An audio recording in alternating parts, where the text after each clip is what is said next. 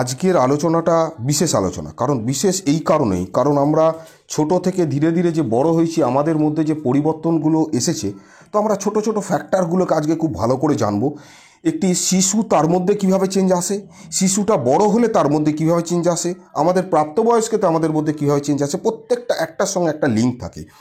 এবং এই বিষয়টা যেটা আজকে ডিসকাস করব, আমি রিকোয়েস্ট করব যে প্রত্যেককে খুব মনোযোগ দিয়ে শুনতে, যাতে তার ভবিষ্যৎ প্রজন্মকে সে ঠিকঠাক রাখার জন্য অ্যাটলিস্ট পদক্ষেপগুলো নিতে পারে। তাতে খানিকটা হয়তো সুবিধা হবে।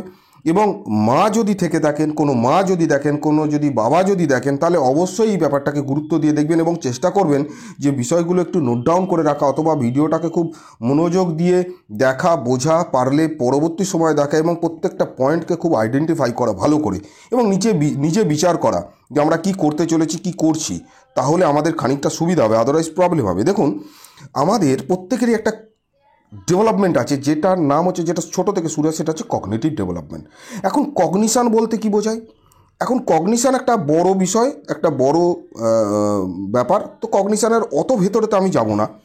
কগনিশান বলতে বোঝায় যে আমাদের স্মৃতিশক্তি, কগনিশান বলতে বোঝায় আমাদের ভাষা, কগনিশান বলতে বোঝায় আমাদের যুক্তি দেওয়ার ক্ষমতা, কগনিশান বলতে বোঝায় আমাদের কল্পনা করার ক্ষমতা, আমরা কিভাবে কল্পনা করব, আমাদের সমস্যা যেটা আছে তার সমাধান করব কি করে, আমাদের টোটাল চিন্তাভাবনা, থিঙ্কিং প্রসিডিওর, আমাদের অ্যাটেনশান, প্রত্যেকটা জিনিস আমাদের চিন্তার সঙ্গে জড়িত সমস্ত জিনিসটাই কগনিশনের সাথে যুক্ত। এবং কগনিটিভ ডেভেলপমেন্ট হচ্ছে একটা বড় ফ্যাক্টর আমাদের জীবনে, যেটা ছোট থেকেই আমাদের স্টার্ট হয় এবং ছোট থেকেই ওটা চলে আসে। আপনি যদি ভালো করে লক্ষ্য করেন, আপনার আশপাশে এমন কিছু মানুষ আছে যারা তাদের সমস্যা, তাদের জীবনের সমস্যা বলুন, অন্য কারোর সমস্যা বলুন, খুব ঠান্ডা মাথায় সলভ করে দিচ্ছে। তার কগনিটিভ ডেভেলপমেন্টটা এমনভাবে হয়েছে যে তার কাছে সমস্যা সমাধান করাটা খুব সহজ ব্যাপার, কিন্তু আমার আপনার কাছে হয়তো কঠিন ব্যাপার হয়ে যাচ্ছে। মনোযোগ দেওয়াটা, আপনি দেখবেন যে আপনার স্টুডেন্ট লাইফে, বা আপনি যদি এখন স্টুডেন্ট থাকেন, কিছু ছেলেপুলে আছে যারা খুব মনোযোগের সাথে এটা করে, তাদের স্মৃতিশক্তি অন্য ধরনের। এগুলো আমাদের এই কগনিটিভ ডেভেলপমেন্টের সাথে কিন্তু প্রবলভাবে যুক্ত। এবং এটাকে কিন্তু আমরা ছোট থেকে নজর দিই না, যার ফলে কিন্তু ভবিষ্যতে সমস্যা হয়। আপনি আপনার চিন্তাভাবনা, আপনি আপনার ডেভেলপমেন্টকে চেঞ্জ করতে পারেন। কিভাবে চেঞ্জ করবেন, না চেঞ্জ করবেন, আমরা পরবর্তী সময় আসছি। যাই হোক, আমি খুব বেশি ডিটেলসে যাব না, নাহলে প্রবলেম হবে, বোঝা যাবে না। তো এটা একটা ইনফরমেটিভ ভিডিও, এটা এমন কোনো ভিডিও না যে এই ভিডিওটা দেখে আপনি এন্টারটেনমেন্ট পাবেন, তবে যে ইনফরমেশান পাবেন সারা জীবন কাজে লাগবে। দেখুন, আমাদের কগনিটিভ ডেভেলপমেন্টের মধ্যে পিয়াজের যেগুলো বলেছিলেন, তার মধ্যে কয়েকটা জায়গা হচ্ছে আমাদের সেন্সারি মোটর স্টেজ। এটা 2 বছর থেকে 2 বছর পর্যন্ত হয় আমাদের, বা ছোটো শিশুদের একটু যে ডেভেলপমেন্টগুলো আছে, ইন্দ্রিয় ডেভেলপমেন্ট, সাউন্ডের সাথে তারা ইশারা করতে শুরু করে, এগুলো ধীরে ধীরে শুরু হয় তাদের। আর এরপরে শুরু হয় যে pre operational stage. Pre operational স্টেজেতে আমরা দেখা যায় যে 7 বছর পর্যন্ত এই সময় তারা কথাবার্তা শেখে, কল্পনা করা শেখে, খানিকটা যুক্তি সেইভাবে আসে না, তবে খানিকটা কথাবার্তার মধ্যে ভারসাম্য আসে আস্তে আস্তে। এবার কংক্রিট অপারেশনাল স্টেজ, এই সময় বাচ্চারা কি করে, খুব ভালো করে কথাবার্তা গুছিয়ে বলে, মিথ্যে কথা বলতে শেখে, যুক্তি দেওয়া শেখে, ভালো করে বিচার করে কাজকর্ম করতে শেখে এই স্টেজটাতে। আর ফর্মাল অপারেশনাল স্টেজ, এই স্টেজটাতে মূলত 11 বছর পর থেকে স্টার্ট হয়, এবং এই বয়সেতে বেসিক্যালি যুক্তি খুব ক্লিয়ারভাবে তৈরি হয়, তাদের কথাবার্তার প্যাটার্ন তৈরি হয়ে যায়, সমস্তটা তৈরি হয়ে যায়। আর আমাদের যে এই কগনিটিভ ডেভেলপমেন্টটা আমাদের কয়েকটা বিষয়ের উপর নির্ভর করে। আমাদের জেনেটিক্যালি, আমাদের পরিবেশ সবথেকে বড় জায়গা, পুষ্টি, এবং হচ্ছে শিক্ষা। দেখুন, জেনেটিক একটা জায়গা, এইটাকে যদি আমরা অ্যাভয়েড করি, বাকি 3টে কিন্তু আমাদের হাতেতেই থাকে। এই 3টাকে যদি আমরা ঠিক করে ডেভেলপ করতে পারি না, তাহলে কিন্তু একজন শিশু কেন, একজন প্রাপ্তবয়স্ক মানুষও কিন্তু ধীরে ধীরে ডেভেলপ হবে। এটা সবার জন্য, সব বয়সের মানুষের জন্যই বলছি। এবং এই জায়গাটা আরও ইম্পর্টেন্ট। এই জায়গাটা যখন আমি ক্লিয়ার করবো, তখন আপনারা বুঝতে পারবেন যে আপনার আশেপাশে প্রচুর শিশুর সাথে কী ধরনের ঘটনা ঘটছে, আপনার সাথে কীভাবে ঘটনা ঘটছে, আপনি কীভাবে লার্নিং করছেন, এভরিথিং। এর আগে আমি একটা ছোট ডিসকাশন করব। যদি আপনাদের কোনো মানসিক সমস্যা থাকে প্লিজ, তাহলে আপনারা আপনাদের কাছাকাছি যে কোনো একজন সাইকিয়াট্রিস্টকে দেখান। আপনার কাছাকাছি মনোরোগ বিভাগে দেখাতে পারেন, আপনার যে কোনো হসপিটালে দেখাতে পারেন ফ্রিতে, সেখানে চিকিৎসা হবে। আপনি কাছাকাছি কাউন্সিলিং করান, আপনি কাছাকাছি যে কোনো ডাক্তারবাবুর সঙ্গে পরামর্শ করুন। অনেকেই আমাকে ফোন করেন যে স্যার হেল্প নেই। সো দেখুন, এখানেতে হেল্প আমার করা সম্ভব নয়। আর দ্বিতীয়ত হচ্ছে, আমি এটা আপাতত কাউন্সিলিং যে বিষয়টা আছে, এটাকে আমি প্রায় বন্ধ করে দিয়েছি। এটা আমি এখন বর্তমানে কাউন্সিলিং সেভাবে আর করি না। এবং বিষয়টা হচ্ছে যে অনেকে আমাকে বলে যে স্যার আপনি ফোন ধরছেন না। তো ফ্যাক্টরটা বুঝতে হবে যে আমার কাছে যদি 30 জন ফোন করে, এই 30 জন যদি ফোন করে এবং এই 30 জন বলে যে যদি বলে যে স্যার আমি আপনার সঙ্গে কথা বলবো, আপনি কি কথা বলতে চাইছেন না, আপনারা তো কথা বলেন না, হ্যাঁ না তা না অনেক কথা বলে, তো আমি যদি কথা বলতে শুরু করি সেখানে দেখা যায় যে সে বলে 2 মিনিট, 2 মিনিটে তো কথা বলা যায় না, সে মিনিমাম 10 থেকে 15 মিনিট কথা বলে। এবং আপনি যদি দেখেন 10 থেকে 15 মিনিট মানে প্রায় 5 ঘন্টা টোটাল, মানে 300 মিনিটের কথাবার্তা যদি আমি বলি প্রতিদিন, হ্যাঁ অপ্রয়োজনেতে, তাহলে আপনি চিন্তা করতে পারছেন ফোনে যদি আমি 300 মিনিট কথা বলি তাহলে আমার মেন্টাল হেলথটা কোন জায়গায় যাচ্ছে। সো আমার সেক্ষেত্রে থেকে প্রবলেম হচ্ছে, ইরিটেশন বাড়ছে, আমি বুঝতে পারছি। তো আমি যার জন্যে এটা কিন্তু আপাতত অনেকটাই কমিয়ে দিচ্ছি, বন্ধ করে দিচ্ছি এবং প্রায় ভবিষ্যতেতে টোটালি স্টপ করে দেবো। এটা আমি আপনাদেরকে আগে থেকে ইনফর্ম করছি এবং এটাকে ভালো করে মাথায় রাখবেন।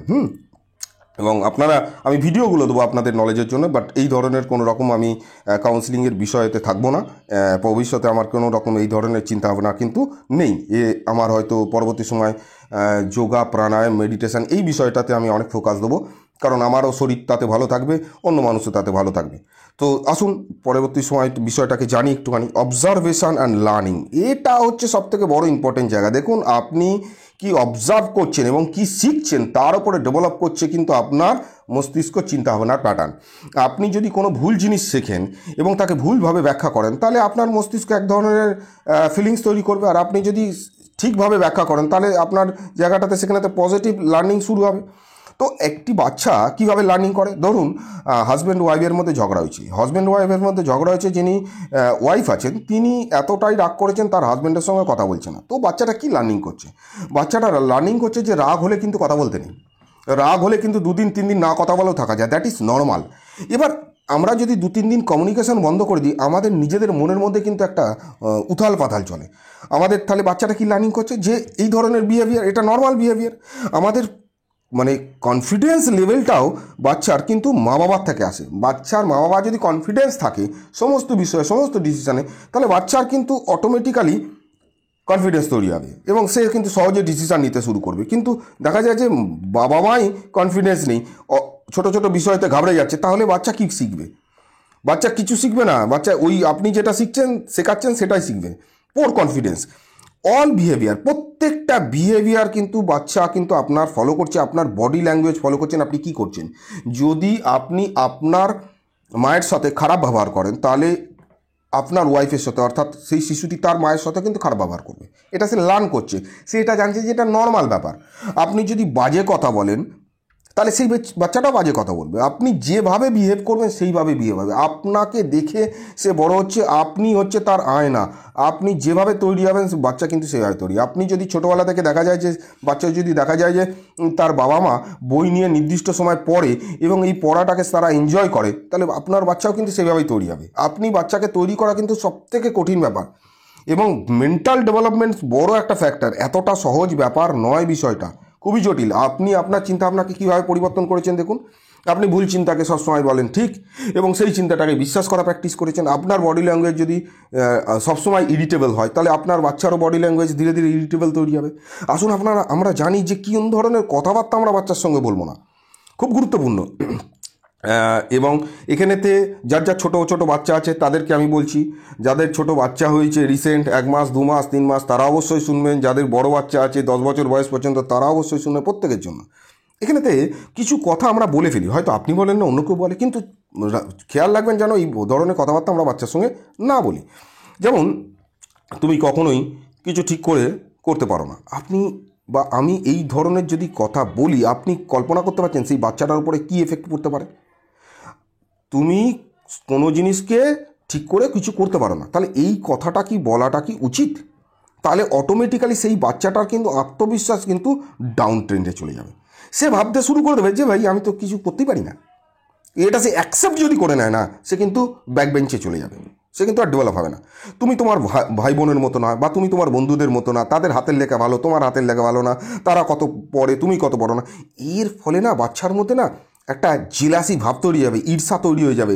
সে না নিরাপত্তাহীনতায় ভুগবে, যে সে ভাববে যে আমি তো ভালো নয়, তার মানে আমার ফিউচার ভালো হবে না। তুমি বড় হয়ে কী করবে? রিক্সা চালাবে? তুমি বড় হয়ে কী করবে? দেখেছো ওরা ভালো ভালো কাজ করো, তুমি, তার মানে সে বুঝে যাবে যে আমার ফিউচারটা রিক্সা চালানোর জন্যই। হয়তো আমি কোনো রিক্সা চালককে কিন্তু ছোটো করার জন্য বলছি না, বাবা মার এই কথাগুলো বলার জন্য সে ভাবছে তার তার মানে কি বলবো, তার ভবিষ্যতের যে প্ল্যানিং আছে সেটা চুরমার হয়ে যাবে, সে প্ল্যানিংই করতে পারবে না। তুমি খুব বোকা। আচ্ছা, আমরা একটা বাচ্চা ছেলেকে বোকা বলে কি আনন্দ পাচ্ছি? তুমি খুব বোকা। আমরা বোকা বললে কি সেই ছেলেটি, আমার বাচ্চাটা কি অন্য বাচ্চার থেকে চালাক হয়ে যাবে? তা তো নয়। তার বোকা হওয়ার পেছনে হয়তো কোনো কারণ থাকতে পারে। তার কারণ হয়তো আপনি তার কনফিডেন্স জন্মাতে পারেন না। অনেক বাবা মা আছে তার বাচ্চাকে এমনভাবে গাইড করে মোটেই ছাড়ে না, সুতরাং তার কনফিডেন্স ডাউন হয়ে যায়, তার সমস্যাকে সমাধান করতে দেয় না। তার সমস্যার সমাধান যদি না করতে দেয়, জীবনে পরবর্তী সময় তার সমস্যাগুলো সমাধান করবে কী করে? তুমি যদি ডিপেন্ডেন্ট হয়ে থাকো, ভালো করে বোঝো, তুমি যদি তোমার ক্ষেত্রে ডিপেন্ডেন্ট হয়ে থাকো, অনেকে আমার কাছে আছে যারা বারবার ফোন করে, তারা অ্যাকচুয়ালি ডিপেন্ডেন্সি তৈরি করে। তুমি যদি ডিপেন্ডেন্ট হয়ে থাকো, তোমার নিজের মস্তিষ্ক কখনো নতুন কোনো চিন্তাভাবনা করার শক্তি তৈরি করবে না, প্রয়োজন অনুভব করবে না। তোমাকে যদি ছোটোবেলা থেকে খাইয়ে দেওয়া হতো, তুমি প্রয়োজন অনুভব করতে না যে হাত দিয়ে আমাকে খেতে হবে। ভালো করে বোঝো, প্রয়োজন অনুভব করতে হবে, তাগিদ অনুভব করতে হবে, তবে তোমার মস্তিষ্ক কাজ করবে। মস্তিষ্ক এমন একটা জিনিস যাকে কাজ করালে সে কাজ করবে। এই বিষয়টাকে ভালো করে মাথায় রাখবেন। আপনি যদি দেখেন আপনার ওয়াইফকে পাঠিয়ে দিন, আপনার হাজব্যান্ড যদি দেখে তার ওয়াইফ যদি দেখেন তার হাজব্যান্ডকে পাঠিয়ে দিন। এগুলো খুব মাথায় রাখার দরকার, এগুলো খুব মেনটেন করার দরকার। তুমি যদি এটা না করো তবে কেউ তোমাকে ভালোবাসবে না। ওয়াই কন্ডিশান দিচ্ছেন? কেন আপনি তাকে কন্ডিশান দিচ্ছেন যে এটা না করলে ওটা হবে না? পরবর্তী সময় আপনাকেও কনফিডেন্স মানে কন্ডিশান দেবে সে, শর্ত দেবে সে, যে তুমি যদি এটা না করো তাহলে আমি সেটা করবো না। আপনি তখন সামলাতে পারবেন তো? এবং এটা ঘটবেই। আপনি যদি তাকে শর্ত দেন, সে কিন্তু আপনাকে শর্ত দেবে, এবং এটা শর্ত দিলেই এটা ঘটবে। আপনি যদি শর্ত দেন, এটা করবেন না, এটা করাটা ঠিক না। আপনি তাকে বোঝাবার চেষ্টা করুন যে নিঃস্বার্থভাবে কিছু করার চেষ্টা করো। সবসময় আমরা যে নিজেদের প্রফিটের জন্য কিছু করবো তা নয়, তোমার নিজের ভালোর জন্য করার চেষ্টা করো। তাতে তোমার কী ভালো হবে? বাচ্চা অত তাড়াতাড়ি বুঝবে না। বাচ্চা যদি বুঝে যেত সব জিনিস পড়াশোনা করতেই হবে, তাহলে তো ঝামেলায় মিটে যেত, আপনাকেও আপনার বাবা মা বলতো না তুমি খুব অলস। আচ্ছা, তুমি খুব অলস, একটি বাচ্চা অলস আমি কীভাবে করি? অনেক সময় বাবা মা ভাবে যে বাচ্চারা অনেকক্ষণ ঘুমাচ্ছে। একটি শিশু 10 বছর বয়স পর্যন্ত প্রায় 10 ঘন্টা প্লাস ঘুমোয়। এটা তার নর্মাল ডেভেলপমেন্টের একটা অংশ। তো এই যে তুমি অলস, তুমি বসে থাকো, কিছু বাচ্চা কাচ্চা একটুখানি অলস হয়, তবে তাকে অলস্যকতাটাকে তাকে দূর করার জন্য তাকে কী করতে হবে সেটা আপনাকে দিতে হবে। তাকে উৎসাহ কীভাবে প্রদান করবে সেটা ভাবতে হবে। আপনি যদি তাকে শুধুমাত্র প্রশ্নের জালেতে বিদ্ধ করতে থাকেন, তাকে ছোট করতে থাকেন, তাকে ক্রিটিসাইজ করতে থাকেন, তাহলে ছোটোবেলা থেকে সে যদি ক্রিটিসাইজ নিয়ে বড় হয়, তাহলে তার কনফিডেন্সটা কোথায় যাবে? থাকবেই না তো কিছু। সে জানবে যে আমি অলস। আপনি তাকে স্ট্যাম্প করে দিচ্ছেন, তো প্লিজ স্ট্যাম্পিং করবেন না। তুমি সবসময় সমস্যা তৈরি করো। সে সবসময় সমস্যা তৈরি করে। একটি ছোট 10 বছরের শিশু, সে সমস্যা তৈরি করছে আর আপনি তার সমাধান করছেন, নাকি আপনি তাকে ম্যানেজ করতে পারছেন না? ভালো করে চিন্তা করে দেখুন, আপনি ম্যানেজ করতে পারছেন না। তো এই ধরনের কথাটা বললে কি সে কী ভাববে? যে আমি পরিবারের একটা বোঝা, সে ভাবতে শুরু করে দেবে। পরবর্তী সময় যখন একটা কোনো কারণে কথা কাটাকাটা হবে, সেই কথাটা তুলবে যে আমি পরিবারের বোঝা। আপনি দেখেছেন অনেকে কথা তুলেছে, অনেক ছোটো ছোটো বাচ্চা কাচ্চা কথা তোলে। তো এইটা বলাটা কতটা ঠিকঠাক যুক্তিযোগ্য আপনি বিচার করবেন। তুমি কখনো সফল হবে না। তুমি যদি এইভাবে পড়াশোনা করো, তুমি কখনো সফল হবে না। বাচ্চা এমনি হতাশাগ্রস্ত হয়ে যাবে। তুমি যতটা পড়ছো তাতে তুমি যদি এইভাবে পড়াশোনা করো, তুমি 40 পাবে। তুমি যদি এর থেকে বেটার পড়াশোনা করো, তুমি 80 পাবে। তুমি কোনটা চাইছো যে তুমি কিভাবে পড়াশোনা করতে? আমরা তোমাকে কিছুই বলবো না। তুমি 40ও পেতে পারো, তুমি 80ও পেতে পারো। কিন্তু আমি যদি বলি যে তুমি সফল হবে না, তাহলে বিষয়টা তো অন্যরকম। একটি বাচ্চা তার তো তাগিদ অনুভব করছে না সফল হওয়ার, সে তো আপনার উপরে ডিপেন্ডেন্ট। সে সফল হওয়ার তাগিদটা কেন অনুভব করবে? আপনিও তো ছোটোবেলায় সফল হওয়ার তাগিদ অনুভব করেননি, সেই আপনার বাচ্চা করবে কি করে? তাহলে এটাকে একটা না ফিল করাতে হয়। এটা এত সহজ বিষয় না। Child psychology is a critical, এত সহজ বিষয় না। আমি স্টুডেন্ট সাইকোলজি নিয়ে পড়াশোনা করেছি, তো এখানেতে মানে স্টুডেন্ট সাইকোলজি একটা অংশ ছিল পড়াশোনার, একটা স্পেশাল কোর্স ছিল আমার। তো এখানে তো আমি দেখেছি বাচ্চা কাচ্চা কিন্তু বড় হওয়ার পেছনেতে, সাকসেসের পেছনেতে তার মা বাবার ভূমিকা সবথেকে বড় থাকে। আপনি সেই ভূমিকাটা যদি নিতে পারেন, তাহলে আপনার বাচ্চা এগোবেই, এটা মাথায় রাখবেন। আচ্ছা, আর কি? তুমি খুব রোগা মোটা, তাকে ক্রিটিসাইজ করা, তুমি কালো, তোমার দাঁত উঁচু, তোমার এটাও প্রবলেম, তোমার হাঁটার প্রবলেম, তুমি মোটা, তোমার চোখটা ম্যাকা। তাকে আপনি কি বোঝাবার চেষ্টা করছেন? সে এই পৃথিবীর থেকে আলাদা? সে এই মোটা রোগা বা তার যে প্রবলেম, চোখের প্রবলেম, এটা তার নিজের দোষে? সে কীভাবে তৈরি করলো একটি শিশু? সে তো তৈরি করেনি, সে সেভাবে জন্মেছে, তার ফলে তৈরি হয়েছে সে। তাহলে আপনি কীভাবে এটা বলছেন? এটা কি বলার সঠিক? আপনি ভাবুন, তাকে অ্যাকসেপ্ট করাটা শিখুন যে তুমি যেরাম আছো ইজ ভেরি গুড, তুমি সেটাই ঠিক।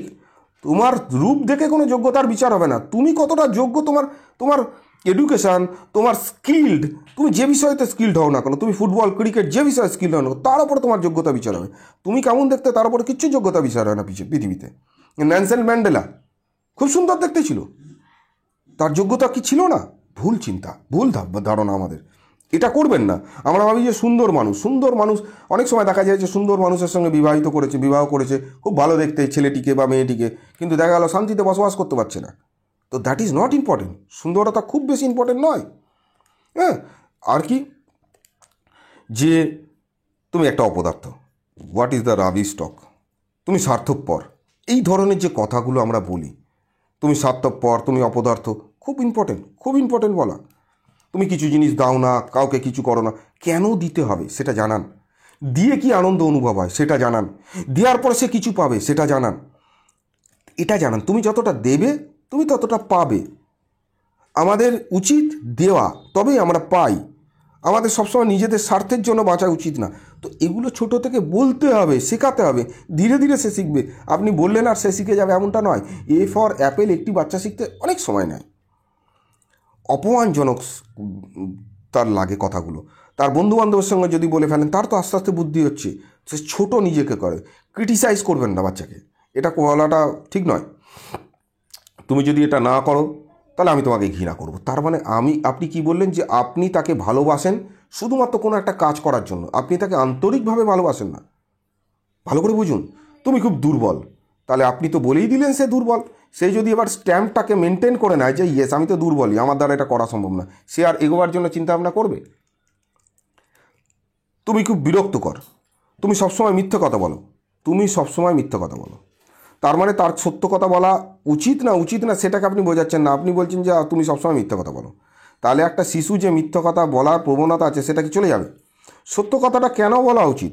সত্য কথা বললে আমাদের কি সুবিধা হয়? সত্য কথা বললে আমরা কেন এগোতে পারি?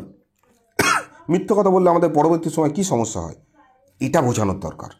মিথ্যে কথা বললে আমাদের আরও বড় জটিলতার মধ্যে পড়ে যায়, এটা বোঝানোর দরকার।